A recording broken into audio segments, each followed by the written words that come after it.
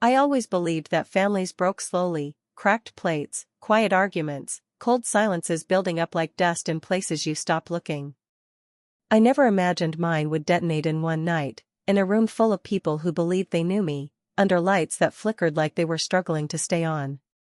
It started at my sister's engagement party.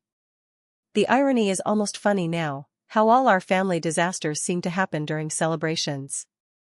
The house was glowing with warm fairy lights my mother had strung across the backyard, her desperate attempt to make everything look perfect for Olivia, the golden child. The daughter who had never disappointed her. The one who always seemed to fit exactly where she was placed. And then there was me. Standing near the drinks table, holding a plastic cup of warm white wine, wondering how I had let myself be talked into coming home for the weekend. The air smelled like grilled shrimp and late summer humidity. Voices drifted through the yard in soft waves, laughter here, gossip there, the clinking of glasses that always accompanied my mother's events.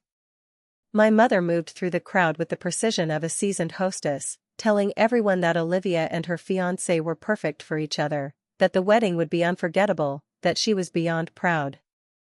Every so often she shot me a look. The kind that said, "Try not to ruin this." I wasn't planning to. Not that night. My sister Olivia approached then, her face glowing, her curly hair pinned up elegantly, the diamond ring catching the string lights above. She hugged me too tightly, almost as if checking to see whether I might break. She said she was glad I'd made it. She said she had been worried I wouldn't come. I told her I wouldn't miss her engagement party, even though a part of me had wanted to stay in my apartment, miles away from all the expectations that clung to me like cobwebs whenever I returned home. She squeezed my shoulder and told me we'd talk later, privately. The way she said it made something in my stomach twist. Olivia rarely needed private talks with me unless something unpleasant was coming. Then my mother called her over for photos and she floated away again, radiant and adored. I stood alone, sipping wine I didn't want, listening to the muffled hum of guests commenting on the decorations, the food, the perfect couple hosting the event. My father avoided crowds and hovered near the patio door, watching everything as if waiting for the moment he'd be needed to extinguish some minor social disaster my mother couldn't control. He caught my eye once and gave me that soft, apologetic smile that meant he was sorry for, well, everything. Including the fact that I'd always been the complicated daughter. I felt my phone vibrate in my hand. A message. From Ethan. A name I hadn't seen in over a year. The man I had nearly married. The man I had walked away from after the kind of argument that scars you. The man I had never fully healed from. The message was short. We need to talk. Tonight. My throat tightened. I typed back. I can't. I'm at my sister's engagement. He responded immediately. That's why I'm here. I stared at the words, my pulse quickening. Here? At my mother's house? I glanced around the yard, my eyes scanning unfamiliar faces. Panic curled in my chest. I typed. What the hell are you talking about? A new message arrived. Check the driveway. My hand shook as I set the wine down and walked toward the side gate that led to the driveway. The air felt different there, cooler, quieter, as though the walls of my childhood home were holding their breath. I stepped onto the driveway. And there he was. Ethan. Leaning against his car, hands in his pockets, looking almost like the old version of himself, the one who used to bring me coffee on cold mornings and kiss my forehead when he thought I was asleep. Except something was wrong. His posture was tense. His eyes were distant. His expression wasn't soft or apologetic or even angry. It was haunted. He said my name, his voice low enough that I had to move closer to hear. I asked what he was doing here. He said he shouldn't have come, but I needed to know something. Something about my family. Something that connected us in a way I wasn't going to like. Cold dread curled in my gut. I asked him what he meant. He said he had found something, letters. Letters addressed to my father. Letters from someone I didn't know. Letters that mentioned me, my sister, and a decision that had been made decades ago. I felt my pulse pounding. I told him that didn't make sense. My father wasn't the type to hide secret letters. My family wasn't the type to have decisions. He said I didn't know my family as well as I thought I did. He said the letters were dated the year I was born. My knees nearly buckled. I whispered that he needed to explain. He said he didn't want to do this here, but I needed to read them. That if I didn't, something terrible was going to happen. That someone else already knew about the letters. That someone else didn't want me to find out. I told him he was scaring me. He said he was scared too. And then he reached into his jacket. For a moment, frozen panic stabbed through me, but then he pulled out a small, worn envelope. Old. Yellowed. Crinkled. My full name written on the front. Not in my father's handwriting. In someone else's. Someone I had never met. He said he found it tucked inside one of the letters. He hesitated. Then he said something that made the world tilt around me. He said the letters suggested that the man I had called my father my whole life might not be my father at all. The backyard noise felt like it was miles away, muted, distant, irrelevant. I told him that was impossible. He said he thought so too. Until he saw a name repeated over and over again in the letters. A name he recognized. A name tied to his own past. A name tied to his own family. My heartbeat became a roar. I asked him whose name it was. He said it was his late uncle's. A man who had died years before Ethan and I even met.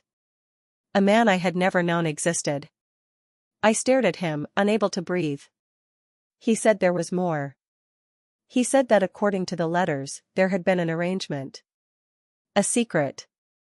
A promise. A debt. And that I was at the center of it. Before I could speak, a sharp voice broke through the silence. My mother. Standing in the doorway. Eyes wide. Face pale. Her breath uneven. She told Ethan he needed to leave. Immediately. Her voice didn't shake. That terrified me more than anything. Ethan said he wasn't leaving until I knew the truth. My mother said if he didn't leave, she would call the police. He told her to go ahead. She glared at him, then looked at me. Her voice dropped lower. She told me not to believe anything he said. She told me he was lying. She told me he had always been unstable. But her eyes were filled with a fear I had never seen before. Not fear of Ethan. Not fear of losing control. Fear of the truth. Because she knew I was about to uncover something she'd spent my entire life hiding. Ethan whispered that he would return tomorrow morning. That I needed to be somewhere safe before then. I asked what that meant. He just said. Your sister knows. She always has. My breath caught. I turned toward the house. And there, standing just behind the patio lights, was Olivia. Watching us. Expression unreadable. Her engagement ring glinting like an accusation. And I suddenly understood. The secret wasn't just about me. It was about her too. And whatever Ethan knew, my family had gone to great lengths to bury. I barely remember the rest of the engagement party as anything other than a blur of faces and noise layered over a thick undercurrent of dread. I went back into the yard because my mother insisted. She took my arm with a grip that looked affectionate from a distance but felt like a warning up close. She told me to smile, that guests were watching, that this was Olivia's night and I was not going to ruin it. I asked her what Ethan was talking about. She did not answer. She just told me that Ethan had always been dramatic. That heartbreak had made him cruel. That some people liked to drag others into their own misery, and I was too soft-hearted to see it. I wanted to believe her. I really did. But my mother's voice was slightly too high. Her smile slightly too stiff. And there was a tremor in her hand that betrayed her. Across the yard, guests took photos of Olivia and her fiancé, Daniel. He had his arm around her shoulders, laughing with my uncle about something I did not hear. Olivia caught my eye and held my gaze for half a second too long before looking away. She knew. The idea settled into my chest like a stone. The night dragged on. People toasted the happy couple. My mother made a small speech where she said Olivia had always been her rock, her blessing, her constant pride. She mentioned me in a single line, something vague about both her daughters meaning the world to her. People clapped anyway. I stood there, hands clasped in front of me, feeling like a stranger at my own family's table. When the last guests finally left and the fairy lights flickered in the humid dark, my mother announced that she was exhausted. She said she wanted everyone to get some sleep because tomorrow would be another busy day of planning. She pressed a kiss to Olivia's cheek, then hesitated near me. She said we would talk in the morning. I told her I wanted to talk now. Her mouth flattened. She said it was late. She said I was emotional. She said we would say regrettable things. She said I should get some rest. I told her I had just found out from my ex that my father might not be my father. I said that if she thought I was going to sleep soundly after that, she didn't know me at all. Something flickered in her eyes, then died quickly. She said in a low, tired voice that I was her daughter. That my father had always loved me. That nothing Ethan said could change that. I asked her if that meant there was no truth at all to what he said. She opened her mouth. Closed it. Then turned away. That was answer enough. Olivia came over then, saving the conversation from detonating right there in the kitchen. She wrapped an arm around my shoulders and told our mother she would take me upstairs, that she wanted some sister time before bed. My mother nodded gratefully, like Olivia had just put out a fire. We climbed the stairs in silence. The house creaked familiarly beneath our feet. Family photos lined the walls, my parents' wedding picture, a blurry photo of Olivia on a school stage, a grainy snapshot of me as a child holding a balloon, smiling like the world was simple. In the bedroom I was using, a guest room that used to be a storage space, Olivia closed the door behind us and leaned against it, exhaling slowly. She said our mother was on edge, that I should give her a little time, that she would talk eventually. I asked her if she knew why. Olivia's eyes avoided mine. She said there were things she'd always suspected. Things she had once tried to confront our parents about. Things they had brushed off as nonsense, as childish imagination. I sat on the edge of the bed. My legs felt weak. I asked her what Ethan meant when he said she knew. She ran a hand through her hair, undoing part of the elegant style from earlier. She looked less like the perfect bride-to-be and more like the girl I used to share a room with, the one who would whisper ghost stories to me after lights out. She said Ethan had contacted her a week ago. The words hit me like a slap. I asked why she hadn't told me. She flinched. She said she did not want to worry me until she knew what was real. She said she had hoped it was nothing. She said she had asked Ethan to give her time to talk to our mother first. Then he had shown her the letters. I asked what the letters said. She sat on the chair near the window, knees pulled close, like she was bracing herself. She said most of them were written to our father by a man named Thomas Hayes. The name meant nothing to me. She said Ethan had recognized it immediately as his uncle's. My stomach twisted. She said the letters started formally, talking about business, some investment, a deal they had made together years before. Then slowly, the tone changed. The later letters mentioned personal things. Regret. Confession. Mistakes. In one, in particular, Thomas had written something that made Olivia's voice shake as she recalled it. He had written that he was grateful my father had stepped in when he could not. That my father had given a child the life that Thomas had been too cowardly to provide. I whispered that that could have been about anything. She nodded.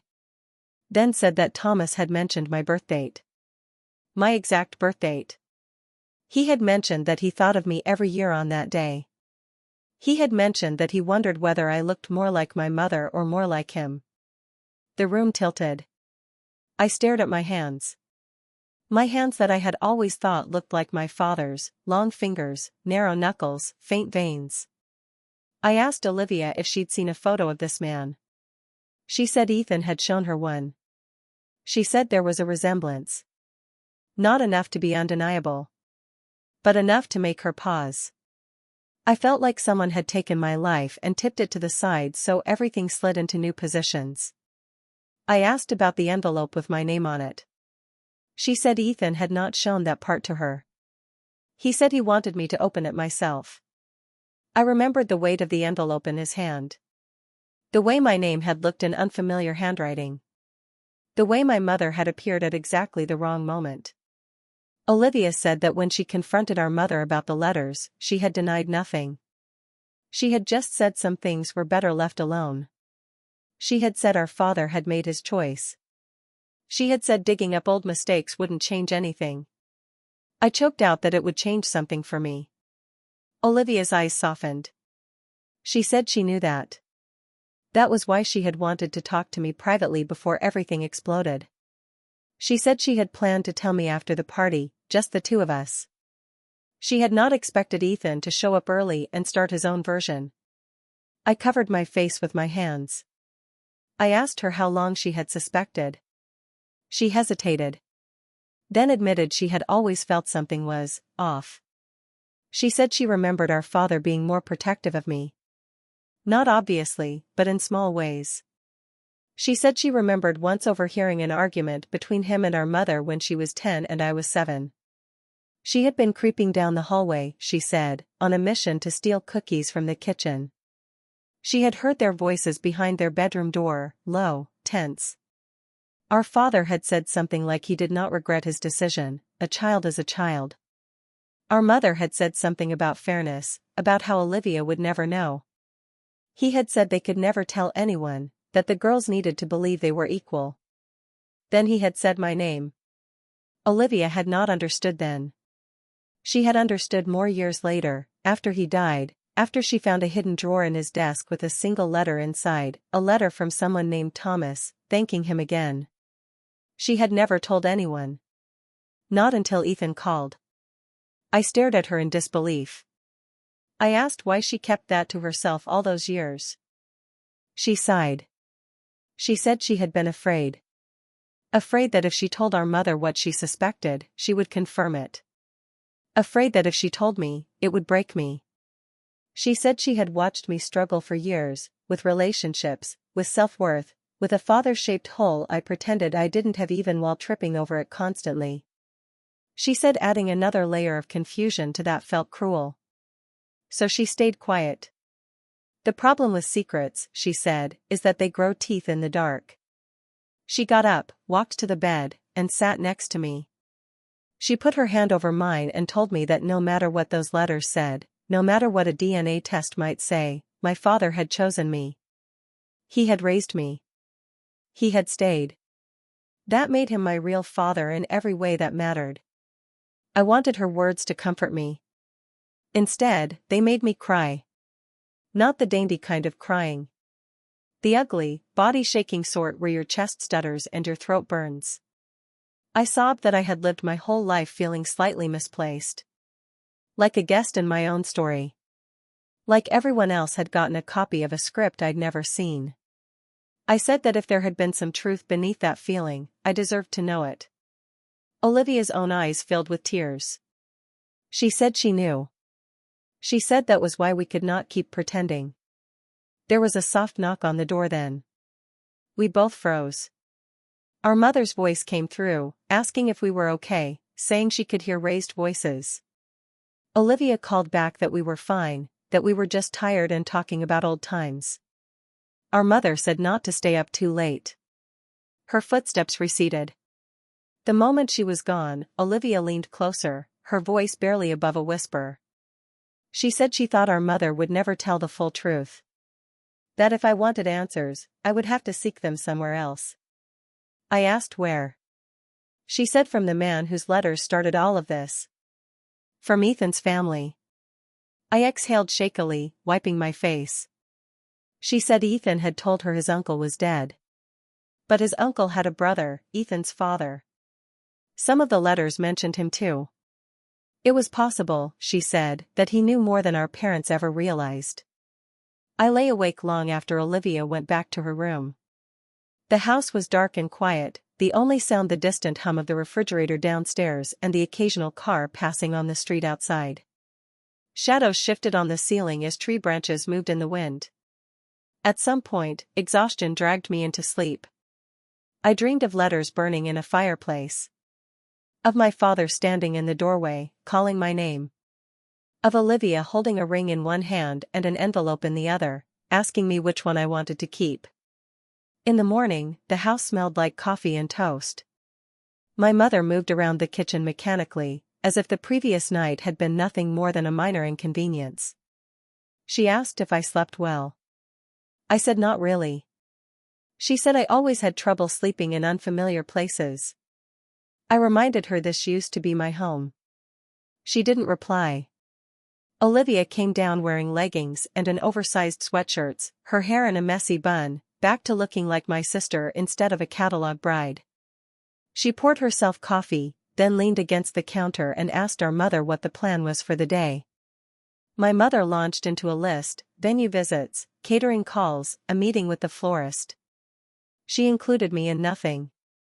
At one point, she said I could stay at the house and rest if I wanted. I said I was going out. She paused, butter knife hovering over toast. She asked where. I said I was meeting Ethan. The knife clattered onto the plate. She told me absolutely not. She said he was manipulating me. That he wanted revenge. That heartbreak made men do cruel things. I asked her if letters were cruel. She snapped that some letters never should have been written. Silence slammed into the room. Olivia watched us both with a tense, guarded look. I told my mother calmly that if she did not tell me the whole truth right then, I would go find it elsewhere. She started to say she didn't know what I was talking about. I cut her off and said Ethan had shown my sister the letters. Her face drained of color. She looked at Olivia with pure betrayal. She asked how Olivia could do that to her. Olivia said she was doing it for me. My mother looked like someone who had just realized the battle lines in her house were not where she thought they were. She told me, in a strained voice, that she had done everything she could to protect our family. That some decisions were made a long time ago for complicated reasons. That dredging them up now would only cause pain. I said pain was already here. I added quietly that the only difference was whether it came with clarity or confusion. She stared at me for a long time. Then she turned away, shoulders rigid, and said if I left to see Ethan, I should not expect her to defend me when everything fell apart. I grabbed my keys. Olivia offered to come with me. I told her no, not yet. This felt like something I had to face myself. Ethan had told me to be somewhere safe. I wasn't sure there was such a place anymore. But I drove to the cafe we'd agreed on, neutral territory, 10 minutes from my parents' house, busy enough to feel anonymous. The morning rush was thinning when I walked in, the espresso machine hissing in the background, soft indie music playing overhead. Ethan sat at a corner table, a coffee in front of him. He looked like he hadn't slept. He stood when he saw me. He asked if I was okay. I wanted to laugh at that. I sat down, wrapped my hands around my own cup mainly for something to hold. I asked him to show me the envelope. He reached into his bag and slid it across the table. My name stared up at me in faded ink. The paper felt brittle under my fingers. I glanced at him. He nodded. I opened it. Inside was a single page, handwritten in the same hand as the letters he had copied for Olivia. Thomas's. He wrote that he had done something unforgivable. That he had run from his responsibilities, from a woman he should have been honest with, from a child he had no right to leave behind. He wrote that my father had been a better man than he ever would be. That he had stepped in, taken on a role that did not have to be his, loved someone who was not his blood as though she was. He wrote that he would understand if one day I hated him. He wrote that he hoped, one day, I might also understand him. He signed it with a name that now felt like it had always been lurking in the shadow of my life. I read the letter 3 times. When I finished, I realized I was crying again. Ethan said softly that he was sorry. I asked how he had even found these letters. He said his father had passed away earlier that year. He had been going through his father's old storage unit, searching for financial documents, when he'd found a sealed shoebox with Thomas's name on it. Inside were the letters to my father, copies of others, and the envelope with my name. He said at first he planned to leave it alone. It was not his business. But then he saw my name connected to his uncle's over and over, and something in him couldn't. He said he had thought about not telling me. He had thought about burning everything. He had thought about pretending he had never seen any of it. But he had been raised by men who hid things. He said he knew what that did to a person. He said he could not live with himself knowing he had let me stay in the dark. I drank my coffee mostly to have something to do with my hands. I said if Thomas really was my biological father, that meant I had been dating his nephew without knowing we might be related. He flinched. He said he had already thought of that. He said he had checked the dates. He said the probabilities did not add up the way they would have if things were exactly that dramatic. Thomas had been out of the country for a period that did not fully align with my conception. There were contradictions. It was possible my father was still my biological father after all. Possible. Not certain. He said the letters painted a picture of guilt, not proof. I exhaled shakily. He added that his biggest fear, honestly, was not biology. It was inheritance. The word made me blink. I asked what he meant. He said Thomas had written about a business deal connected to my father. He had mentioned assets, agreements, clauses. He had mentioned that some of those assets might revert to me under certain conditions. Me. Not Olivia. Me. I felt the ground tilt again. I asked him what kind of assets. He said that from what he and his lawyer pieced together, it involved shares in a property development company my father had been involved with years before he met my mother. The company had struggled, then unexpectedly boomed. Some rights had never been fully claimed. If Thomas acknowledged me formally, some of those rights could have legally passed down through me. My coffee suddenly tasted bitter. I asked him if he was saying that there was money attached to my name that no one had told me about. He said there might be. But he also said something else. He said someone else already knew. He said someone had contacted his lawyer anonymously, asking questions about the Hayes estate and whether any illegitimate heirs could make claims. He said the questions had started the same week my sister got engaged. It felt like the temperature in the cafe dropped 10 degrees. I whispered that I knew who it was before I even said the name. Olivia. He didn't deny it. He said from where he stood, it looked like someone in my family had known this secret for a very long time, and had decided it was worth money. Maybe worth more than I was. The moment Ethan said someone had contacted his lawyer about the Hayes estate, the world around me narrowed. Somewhere behind us, a barista was steaming milk, a couple chatted softly near the windows, a spoon clinked against a cup. Normal sounds. Completely wrong for the weight of what I was hearing. I whispered that Olivia would never do something like that. He said quietly that he hoped I was right. But everything pointed to her. My heart hammered painfully in my chest. I told him that Olivia had always been the good one, the careful one, the one who kept the peace. She wouldn't go digging into secret estates or anonymous claims. Then a thought hit me so sharply I nearly flinched. I remembered Olivia's expression last night when she said she'd discovered the letters. The way she avoided my eyes. The way she spoke carefully, measuring every word. The way she said she had always suspected something but never acted on it. But suspicion was not the same as an action. I asked Ethan if he had evidence that the anonymous calls came from her. He shook his head. No evidence. Just timing. Just the way the questions were phrased. Just the fact that the person had known details no outsider should know. I ran a hand through my hair, overwhelmed. I needed air. I needed space. I needed answers. I told Ethan I had to talk to Olivia again. Alone. He said he'd come with me. I said no, I needed to handle this myself. He hesitated, then nodded. Before I left, he told me something else. His father had left behind a second box. One he hadn't opened yet. One that might contain more answers. He said he would retrieve it and bring it to me as soon as he could. I thanked him, voice thin. Then I left the cafe and drove back to my mother's house. The sun had risen fully by then, lighting the neighborhood in soft gold. When I pulled into the driveway, I saw Olivia sitting on the front steps, hugging her knees like a child. Her eyes were red, she had been crying. When she saw me, she stood quickly, brushing her hair behind her ear. She asked if I was okay. I didn't answer. I asked her instead how long she had known. She looked confused, too confused. I told her not to pretend. I said I knew about the phone calls to Ethan's lawyer.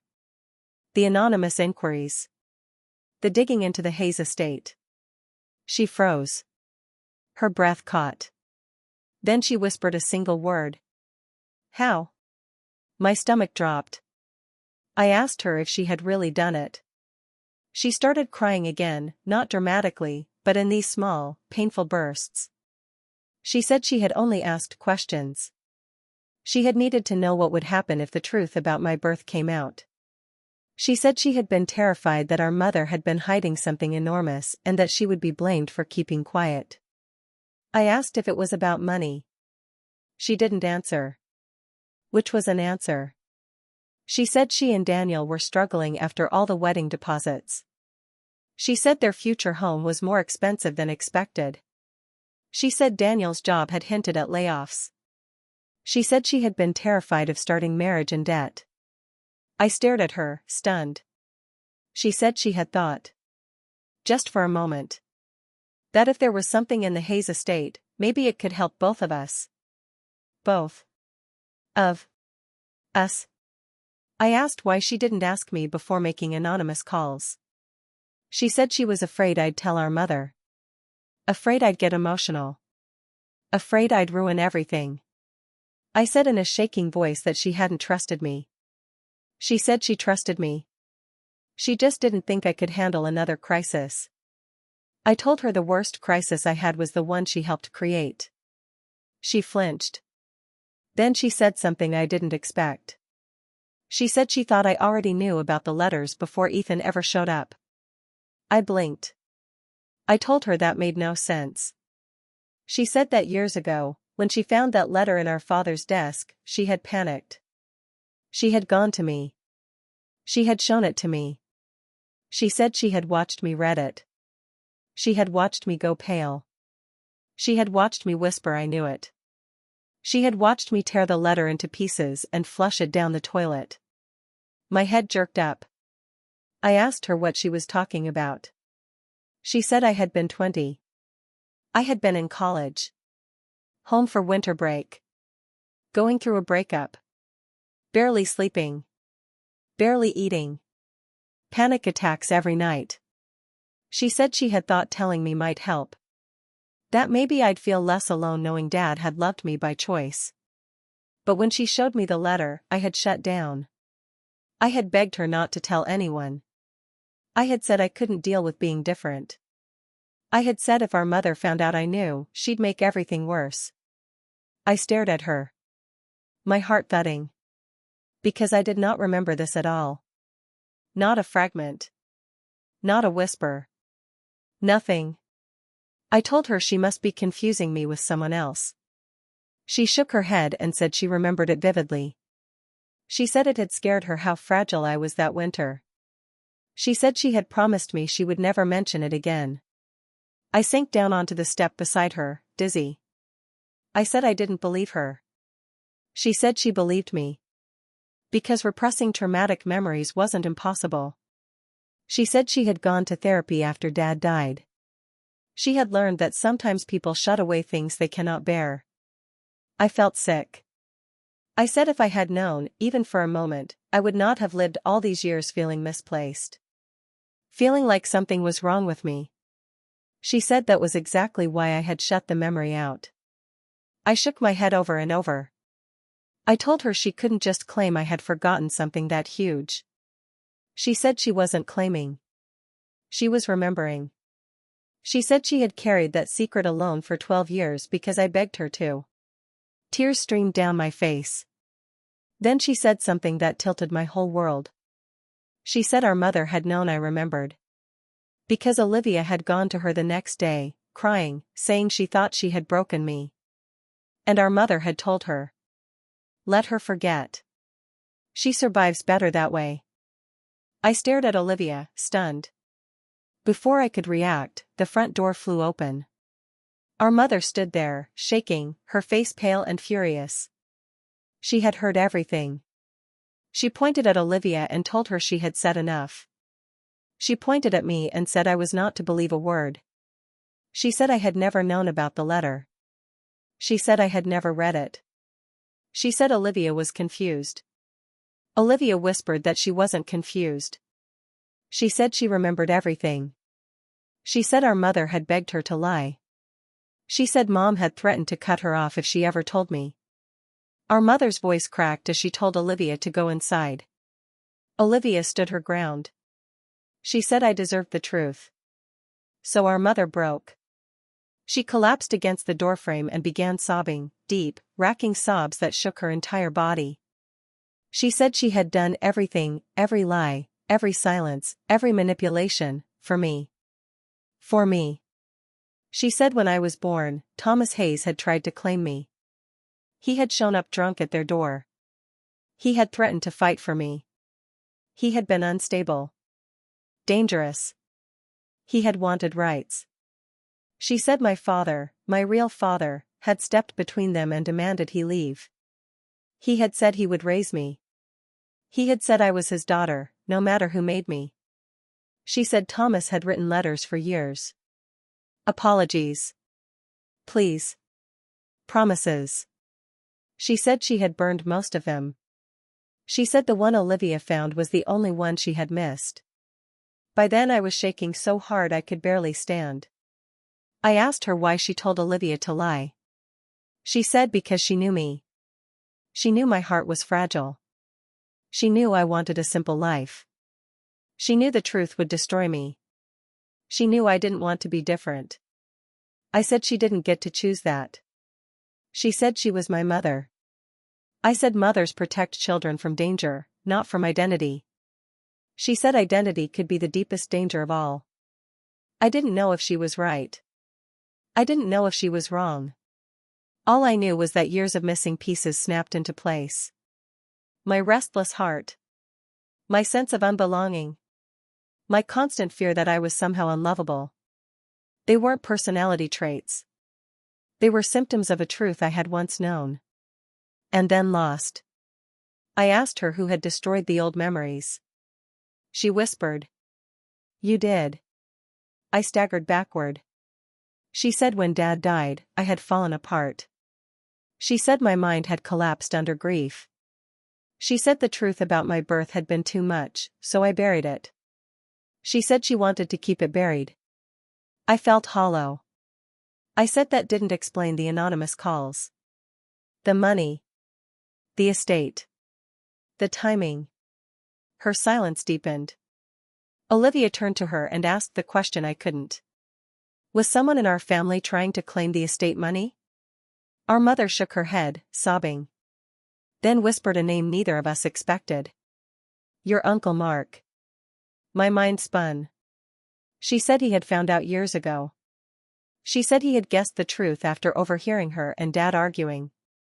She said he had always been greedy, always watching what others had.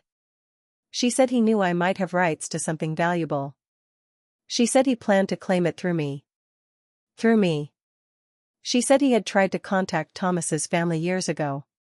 She said he had visited them after Thomas died. She said he had asked questions. She said she had spent a decade trying to keep him away from me. I whispered that Ethan said someone made anonymous calls recently. She nodded. She said it wasn't Olivia. It wasn't my mother. It wasn't me. It was my Uncle Mark. My breath caught. She said Uncle Mark had been at the engagement party last night. He had smiled. He had danced. He had given toasts. He was still trying to get the estate. Still trying to use me. Still watching. I asked where he was now. She turned toward the street. And that's when we saw it. His car. Slowly pulling away. From the curb. In front of the house. He had been there. Listening. The entire time.